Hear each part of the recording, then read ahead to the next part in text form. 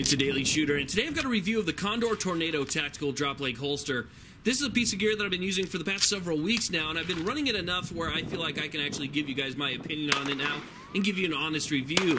This is a piece of Condor gear, and if you guys know my channel, I actually have a lot of Condor gear because it always has really good value and it lasts for a long period of time. I think I just did a review on my Condor Sentry plate carrier that I've had for almost 2 years now, and it is in almost perfect condition, even though I have run it a lot in several different environments and conditions. So this is something that I definitely have high hopes for. It seems to be really well constructed.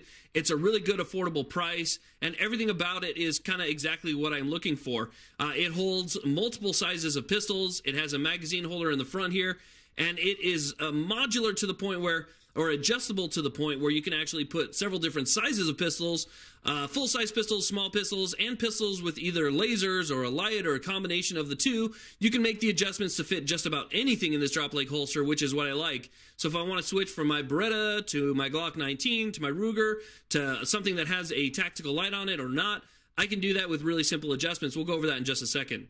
Okay, so first let me show you how this thing works, okay? What you want to do when you first get it, before you actually adjust it for your pistol, is you want to go ahead and just open it up like so. And I am working from behind the camera here, so kind of bear with me. Okay, so the entire holster opens up like this. You can see that it's just one flat panel. We have a hook and loop strap right here that attaches to this side right here, which is also hook and loop. And this adjustment actually makes for the height of your pistol. So if you have a small pistol, obviously you're going to bring this up real nice and high. Again, working from behind the camera. You're going to bring that up real nice and high, and you can see that it gives you just a short barrel length because your barrel rests against this, and will allow the pistol to stick up high enough where you can actually grab it without any interference. You have a long or a full-size pistol, you can bring this down, and you can see that that will drop the pistol down further into the holster. So let's go ahead and put my Glock 17 with a tactical light on it in this holster, and I'll show you how to adjust it. Okay, so we're going to go ahead and size this for a Glock 17 with the Streamlight TLR1 HL on it. And the first thing we're going to want to do is just basically verify there's no magazine in the firearm. And we're also going to visually inspect the chamber, bring it back, point it in a safe direction, pull the trigger, and now I am sure that this gun is completely unloaded, so it's safe to work with. Now what we're going to do first is we're going to use that little flap that I talked about just a second ago, just to kind of measure out my height of where I want the pistol. So we're going to go put it in there.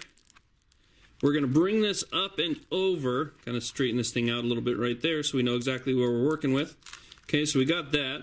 Now what we're going to do is we're just going to bring this side flap over. You can see there's hook and loop on this strap right here. It matches up with the hook and loop on this little strip right there. Bring that over nice and tight. We're going to drop it down on top of that.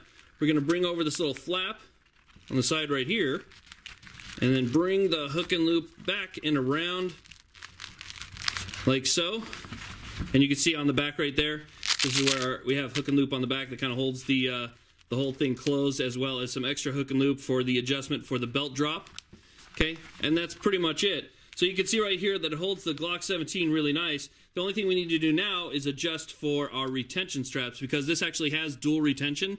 It has a Velcro strap right here. It also has a buttoned strap so that you know that your pistol's in there really well when it's kind of bouncing around your leg. So let me show you how to do that. Okay, so in order to adjust the height on both the button and the hook and loop straps, all I did was just basically moved it through this little section right here, which also has hook and loop on the inside, so that it holds it nice and sturdy. It's not coming out in any way, shape, or form. And then obviously you can see right here that we have our button. That button corresponds with this other button right here, that clasp. And then once that goes on, over the top goes the hook and loop like this. So you can see that it has a single retention that you pull off with your thumb, go the opposite direction with your thumb, and then out comes the firearm. So it's a really easy to adjust retention system right there. Okay, now let's go ahead and talk about the back of the holster, because this is one of the parts that helps you adjust the ride height of the holster itself. And you can see right here that we have basically a large strap. It does have a leather backing to it. Pick up this strap and you can see that it's hook and loop on the bottom, and that goes all the way up. It goes all the way up to the clip. So this clip actually can ride through this amount of material right here, so you can pull it either further down on the holster, or a little bit higher up on the holster to get the actual height that you want, and then you just lock it back down. That stays behind your leg. Now the clips themselves, these are actually really nice. It's a big heavy-duty plastic clip. It's not cheap or flimsy whatsoever, and these clips lock in nice and securely.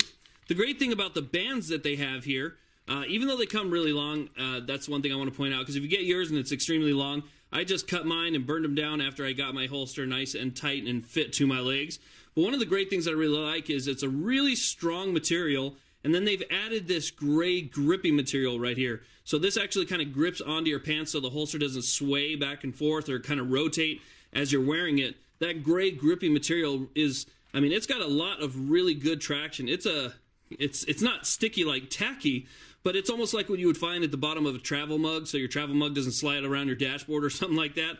It's like that type of a feel to it, and it feels really good. It really does hold the holster in place, because you don't want this to be loose when it's on your leg. You want the fit to be right. You want the fit to be tight on your leg, obviously not cutting off any blood or anything like that, but you want it so that it doesn't move. So you have a holster that you want to ride high, you want to ride it tight, and you want it to have a good fit. You don't want it to move when it's on your leg. You want it to be in the same spot every single time, and this grip definitely helps you do that, especially with these really nice clasps to them. So it does have a lot of adjustability. As you can see here, you can run this through, make your adjustments right here, and then cut it off whenever you feel like, you know, you have the right amount of length to it. I left myself a little bit extra, but still a really nice design, heavy-duty buckles, and I think this is going to last me just as long as my other Condor gear. Now, I'm running my Condor drop leg holster on my Condor battle belt. Some of you might remember that just recently I did kind of an update review on my battle belt, how to build an inexpensive battle belt. Condor battle belt, all Condor pouches, medical pouch, mag pouches, dump pouch, you name it. And this is one of the items that I was talking about that I've been using extensively for a long period of time that's really held up well for me. So it only made sense to kind of add it to this piece of equipment. And the way that it's designed is great because it allows you, and I'll try and pull this all apart here. The way that this is designed, it's designed to be used, sorry about the loud Velcro here, it's designed to be used with a drop leg holster. So what Condor did is they designed in their battle belts a spacer right here, and you can see that this space is actually meant for the drop leg holster portion to come through. So what we do here is we come through this side, and you can see it's probably gonna be hard to grab here.